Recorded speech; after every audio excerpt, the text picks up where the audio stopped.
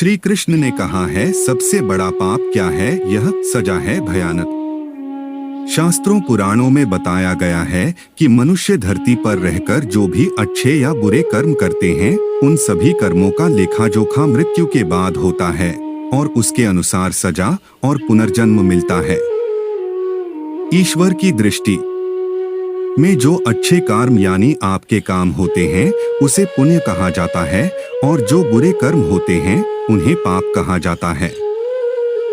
पुराणों में कई अच्छे और बुरे कर्मों के बारे में बताया गया है।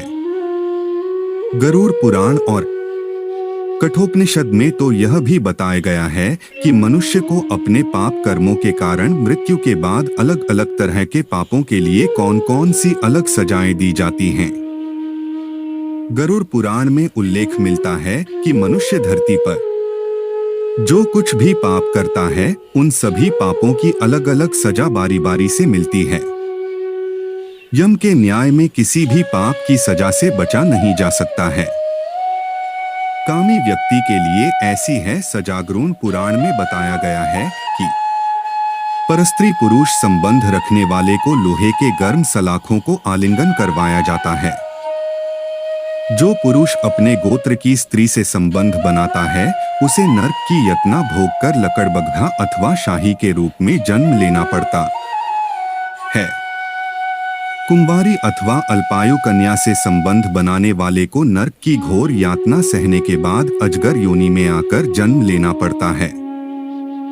जो व्यक्ति काम भावना से पीड़ित होकर गुरु की पत्नी का मान भंग करता है, ऐसा व्यक्ति वर्षों तक नरक की यातना सहने के बाद गिरगिट की योनि में जन्म लेता है।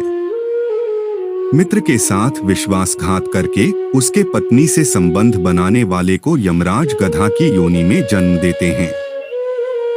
लेकिन व्यभिचार और धोखा देने से भी बड़ा एक पाप है जिसकी सजा कठोर है। महाभारत के समय एक व्यक्ति ने ऐसा पाप किया था, लेकिन आजकल बहुत से लोग ऐसे पाप करने लगे हैं। जानिए वह पाप क्या है और इसकी सजा क्या है। भगवान श्री कृष्ण ने दृष्टि में जो सबसे बड़ा पाप है वह है भ्रूण हत्या। महाभारत युद्ध समाप्त होने के बाद जब द्रोणाचार्य के पुत्र अश्वत्थामा ने उत्तरा के गर्भ में पल रहे बालक परीक्षित पर ब्रह्मास्त्र का प्रयोग करके उसकी हत्या कर दी, तब भगवान श्री कृष्ण सबसे अधिक क्रोधित हुए थे। श्री कृष्ण ने उस समय ही यह घोषणा कर दी थी कि अश्वत्थामा का पाप सबसे बड़ा पाप है, क्योंकि उसने एक अजन्मे बालक की हत्या की थी। श्री कृष्ण ने इस पाप की सजा स्वयं अश्वत्थामा को दी थी।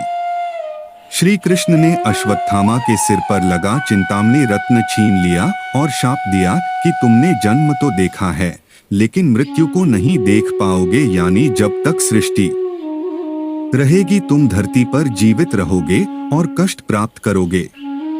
भ्रूण की हत्या करने वाले के लिए सबसे कठोर सजा निर्धारित है और ऐसे व्यक्ति को कई युगों तक इस सजा का दंड भुगतना पड़ता है।